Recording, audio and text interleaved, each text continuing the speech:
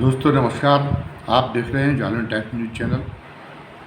जातिगत जनगणना की मांग के बाद में जो एक तूफ़ान उठा है वो तूफ़ान शांत नहीं हो पा रहा। प्रधानमंत्री की तरफ से, भारतीय जनता पार्टी की तरफ से इस ओर से लोगों का ध्यान मोड़कर दूसरी ओर ले जाने की जो कोशिशें की अभी तक की गई हैं वो नाकाम साबित हुई।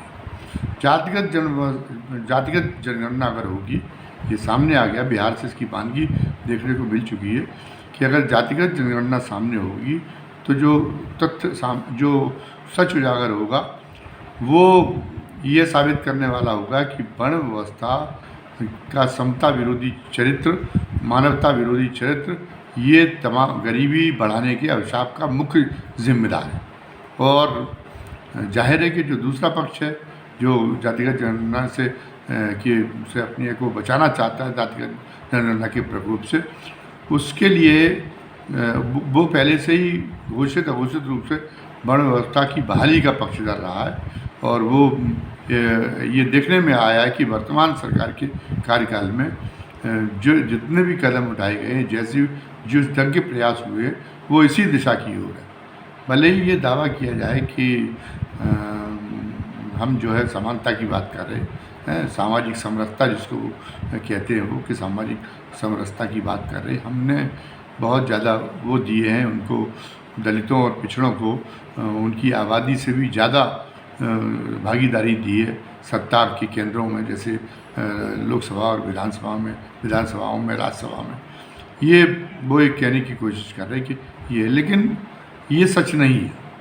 सच तो ये है कि ये जो परिणाम, ये केवल संयोग नहीं हो सकता कि जातिगत जनगणना से एक बात सामने आई। जातिगत जनगणना में सामाजिक आर्थिक सर्वे भी शामिल किया गया था बिहार में, हालांकि उसके आंकड़े उजागर नहीं किए गए, लेकिन एक अनुमान लगाया जा सकता है कि उसने इस बात को साबित किया है कि ये जो गरीबी जो बड़ी कि बहुसंख्यक जनता की गरीबी के पीछे जो मुख्य कारण है वो दलितों और शूद्रों को लेकर जो धारणाएं व्याप्त की गई हैं वर्ण व्यवस्थावादियों द्वारा, वो एक मुख्य वजह है। वो उन्होंने वर्ण व्यवस्था की अवधारणाओं के तहत उनको जो है पद से, सम्मान से, गरिमापूर्ण जीवन से सबसे वंचित रखा गया है। ऐसे में स्वाभाविक है कि वो अपनी उनका आत्मबल कमज़ोर हुआ, वो हीन भावना की शिकार हुई ये बहुसंख्यक जातियाँ, और वो अपनी क्षमताओं का समुचित विकास नहीं कर पाई, जबकि उनके अंदर भी योग्यता की कोई कमी नहीं है। और ये कोई आरक्षण की जहाँ तक बात है उनको दिया गया, तो आरक्षण का ये कोई भारत के लिए नई भारत में नई व्यवस्था नहीं है। दुनिया के और तमाम देशों में भी आरक्षण दिया जा चुका था और दिया जा चुका है, और उसके अच्छे परिणाम सामने आए हैं। उन्होंने ये प्रयास किया है कि सारे क्षेत्रों में, सभी क्षेत्रों में, सभी नस्लों का या वर्गों की भागीदारी से उनकी जनसंख्या के अनुपात में हो। अब एक बात कही जा रही कि जनसंख्या के अनुपात में है, तो किसी भाजपा नेता ने एक सवाल उठा दिया कि वहाँ तो कुर्मियों की तुलना में वो बहुत ज़्यादा हैं यादव, तो फिर जो है नीतीश कुमार को मुख्यमंत्री पद छोड़ के और तेजस्वी यादव के हवाले कर देना चाहिए, क्योंकि जब वो कह रहे जिसकी जितनी संख्या भारी उसको उतनी हिस्सेदारी, तो मुख्यमंत्री पद पर उनका हक बनता है, यादवों को उसे छोड़ देना चाहिए। इस ढंग की ये खींच का परिणाम है जातिगत जनगणना की मांग की इस तरह की व्याख्या, खींच का परिणाम। एक जातिगत जनगणना को देखा जाना चाहिए कि जातिगत जनगणना में पिछड़ों की आबादी कितनी और उनके संसाधन कितने, उसमें आप जातियों का उसी तरीके से अलग अलग तरीके से विभक्त नहीं करेंगे जैसे आप सवर्णों में नहीं करते, वैसे जैसे आप अनुसूचित जातियों में नहीं करते। आप कहते हैं कि दलितों को हम आगे बढ़ा रहे हैं, तो किसी भी दलित के किसी भी जो उपजाति है उसको आगे बढ़ा रहे हैं, क्योंकि पिछड़ों में भले ही वो यादवों को ज़्यादा लाभ मिला हो, अन्य जो सशक्त कौमें उनको ज़्यादा लाभ मिला हो, लेकिन समूची पिछड़ा जो चेतना है उसको जो है उसका गौरव बढ़ा, समूचे जो पिछड़े समुदाय का है वो गौरव बढ़ा। हम इसको इस रूप में, इस उदाहरण में देख सकते हैं कि ज़्यादातर रजवाड़े जो है वो ठाकुरों के पास में रहते थे, और ये नहीं था कि ठाकुर सारे मुझसे ठाकुर लाभान्वित हों, सभी रजवाड़े वाले हों, तो तमाम सारे ठाकुर गरीबी की हालत में थे। लेकिन आज भी स्थिति ये है कि अगर रजवाड़ों पर कोई हमला होता है, सामान्य ठाकुर के बीच में ठाकुर लामबंद नहीं होते, लेकिन रजवाड़ों पे हमला होता है तो सारे के सारे ठाकुर उस रजवाड़े के पक्ष में लामबंद होने लगते हैं। ये क्यों है? क्योंकि ये महसूस किया, ये ठाकुर जाति ने ये महसूस किया कि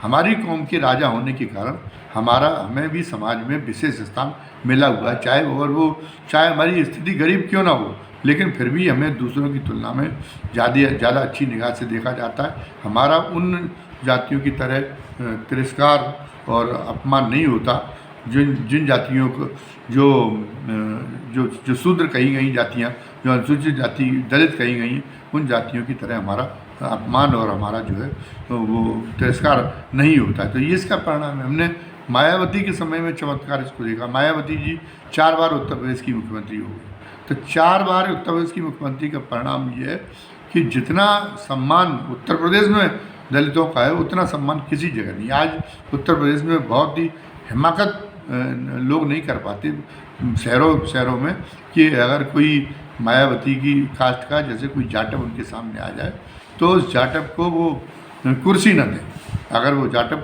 थोड़ा ये हो सकता है कि बहुत गरीब का जो उनके यहाँ सेवा कर रहा है उसको न देते हो कुर्सी, लेकिन सामान्य जाटव वगैरह आ जाता।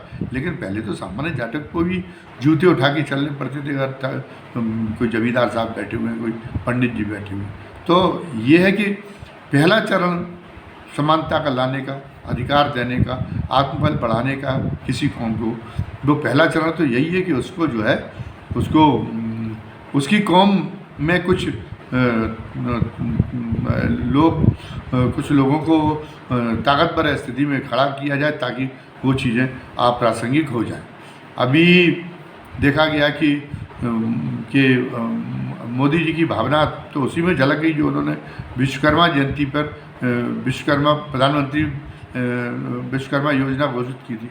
उसमें वो क्या चाहते हैं? वो ये चाहते हैं, उसमें जो झलकता है वो ये चाहते हैं कि जो जातियाँ पुश्तैनी तौर पे जो धंधा करती रहीं, रोज़गार की मांग न करके, ऊँचे ख्वाब न देख के वो उन्हीं में संलग्न हो जाए, उसमें हम उनको मदद देंगे।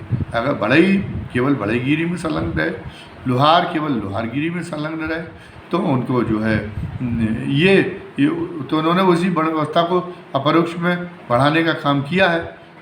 तो ये मतलब एक बहुत बड़ी चीज़ है कि जातिगत जनगणना कि अगर समाज में अगर गरीबी को दूर करना है, समाज में अगर विषमता को दूर करना है, अगर देश को और भारतीय समाज को अगर आगे बढ़ाना है, तो जो है वो आज जाति व्यवस्था के मोह से मुक्त होना पड़ेगा।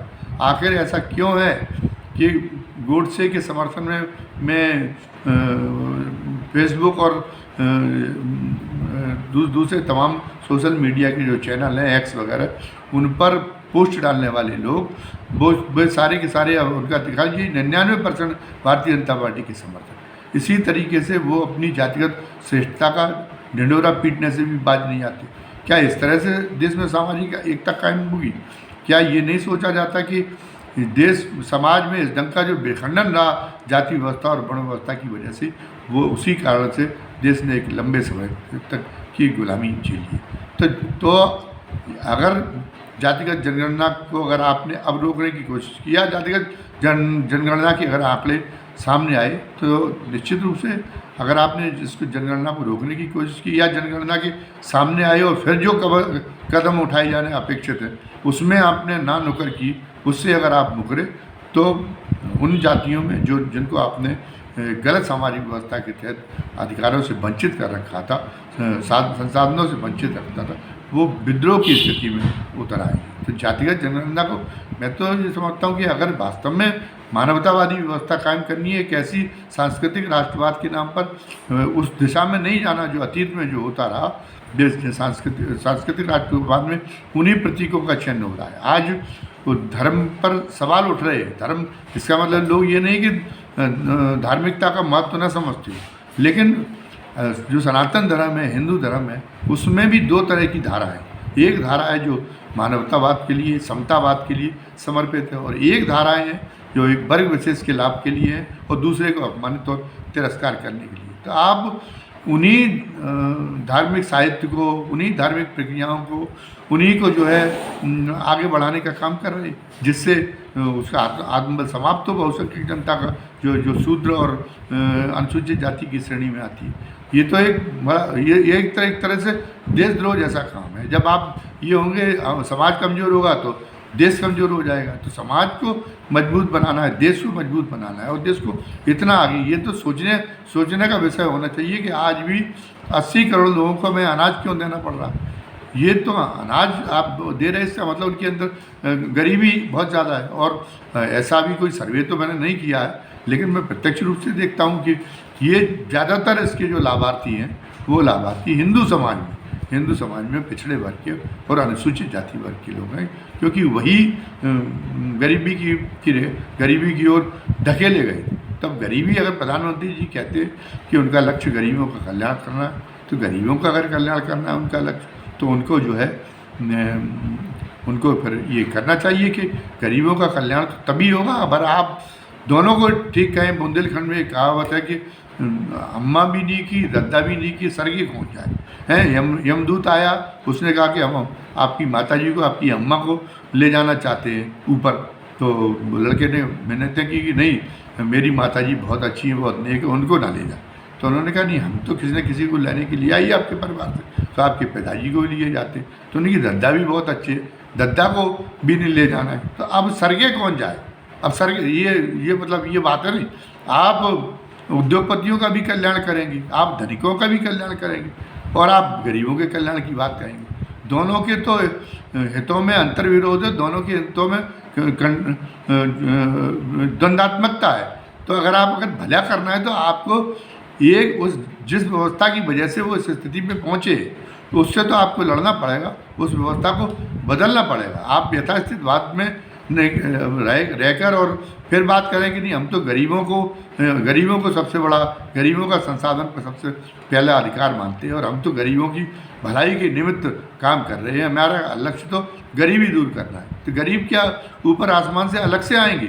गरीब तो जाहिर हो चुका है कि गरीबी तो बहुसंख्यक जनता में जिस जाति व्यवस्था के कारण ही। तो अगर वास्तव में अगर गरीबी हटाना चाहते हैं तो आप के आर्थिक कार्यक्रम के साथ साथ क्रांतिकारी सामाजिक कार्यक्रम को भी आपको अपनाना होगा। और अगर आप इसको ये नहीं अपनाएंगे तो जातिगत जनगणना की वजह से उसी ढंग की चेतना पिछड़ी जातियों में और दलित जातियों में पैदा हो रही, जैसे मंडल के दौर में शुरू हो गई। वो हो सकता है कि आपके मंदिरों में जाते रहें, वो भी भगवान की पूजा, धार्मिक रीति रिवाज वो मानते रहे, धर्म के प्रति उनकी आस्था बनी रहे, लेकिन राजनीतिक तौर पर वो फिर जरूरी नहीं है कि आप सोच रहे कि इतना धार्मिक आडम्बरम फैला रहे और इसमें बहुत सा जनता का एक बड़ा वर्ग शामिल होता जा रहा, तो वो राजनीतिक तौर पे भी हमारे साथ ही चले। राजनीतिक तौर पे फिर ये अतीत में हुआ भी है कि वो धार्मिक तौर पे भले ही भारतीय जनता पार्टी जैसी दल के साथ में चलती हुई बहुसंख्यक जनता दिखाई दी हो, लेकिन वो राजनीतिक तौर पे फिर वो जानती है कि भौतिक जीवन की वास्तविकताएं क्या है। ये इतनी जागरूकता उसमें पैदा हो चुकी और पहले भी दिखा चुकी, मंडल के दौर में भी दिखा चुकी और इसमें भी इस दौर में भी दिखाएगी। तो इस धार्मिकता को छोड़ के जातिगत जनगणना की मांग को स्वीकार कर लेना चाहिए सरकार को। और उसको ये ऐसे कार्य और